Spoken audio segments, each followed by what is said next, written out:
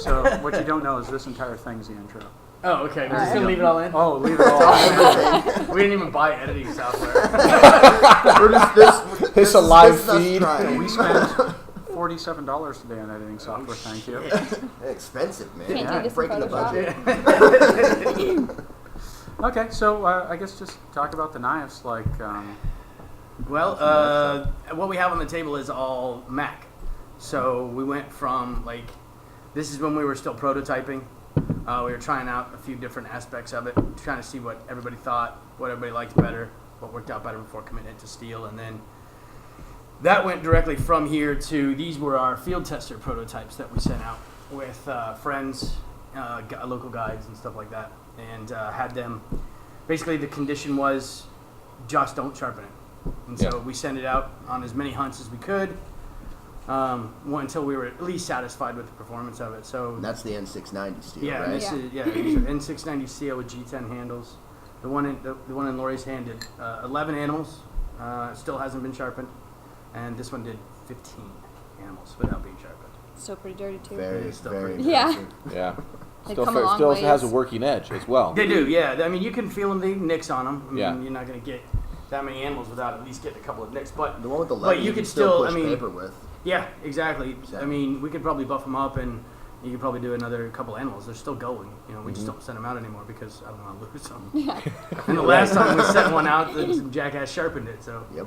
it ruined the whole trip. or Yeah. like that one time I Yeah. took the M390.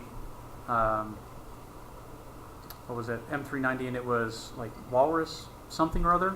I don't Walrus think. jawbone. Walrus Yeah, I jawbone, took it yeah. down to the 4x4 meet and greet, Yeah. and he's like, "Oh, it's M390. That's a super steel." And then he fucking sliced through a steel cable. And then chipped Well, the yeah, crap it's out a of it. super steel. You can't do. You don't No. cut steel with it. Yeah, No, you yeah, cut you don't steel cut with steel. Oh, it did it fine, but there was like a big chip in the. Did you Yeah. guys end up fixing that? I didn't- just resharpened it.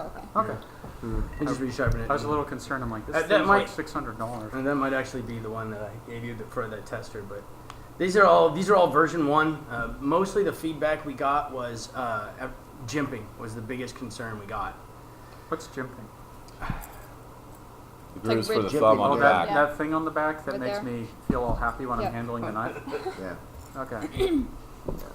And then from there, so we decided to add the jimping, and then I did a couple of ergonomic changes to the handle too, just just because I felt they could be a little softer in the hand.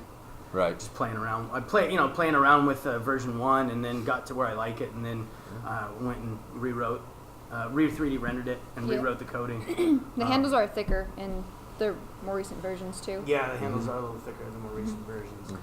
Do we have a more recent one on the table to Yep. show the difference? Yeah, this is, you can see, this one is, there's a difference between version 1 and version 2.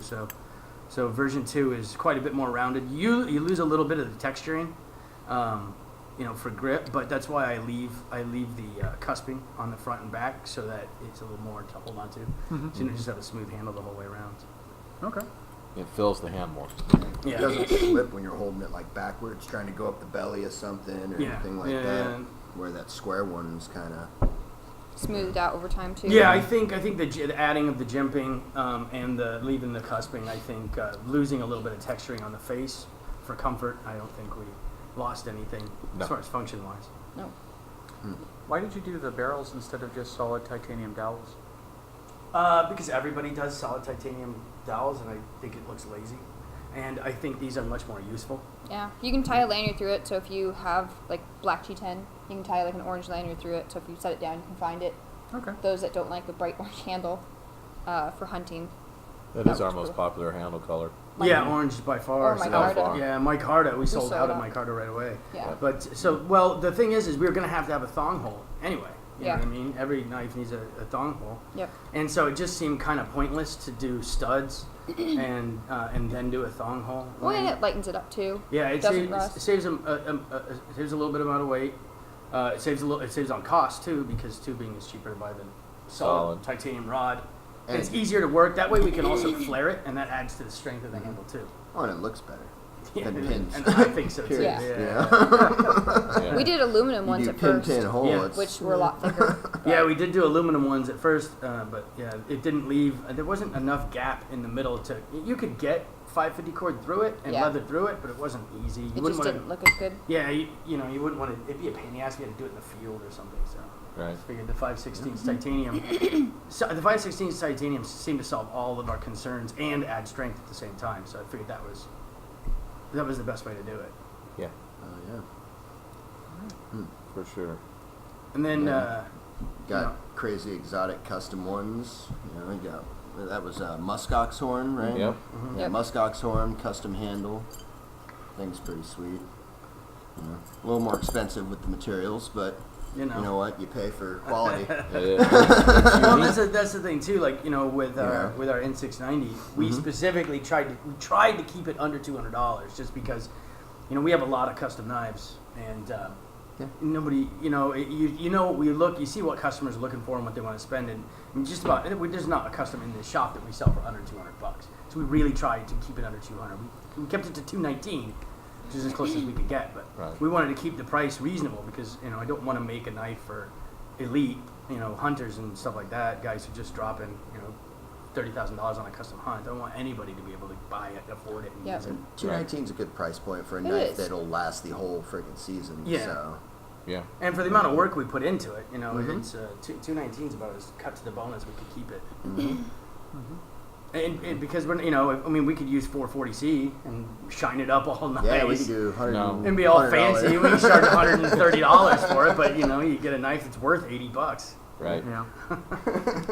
Out of curiosity, was there any like influences that went into this specific shape or design, or was it just you started with some blanks and just decided what felt nice? You want me to tell you what knife design I stole to make it? There's no new knife design in the knife world. There's no new knife design in the knife world. It just doesn't work that way. But from about here forward, that is a lot of Fall Niven F1 influence in there. Okay. Which is why the F1 was always my favorite factory hunting knife. I Great thought it was knife. the best. Great knife. Convex grind. Yeah. It's a Oh, yeah. badass knife. But it was. I mean, it's bare bones. There's, you know, it's Rubber there's- handle, no frills. VG10. Yeah. Yeah, no frills at all. Yeah. And so I wanted to take a knife that was that good, and when we would sell them to customers, and the customers were like, well, what would you use? Well, I like the F1. I think the F1 is a fantastic hunting knife.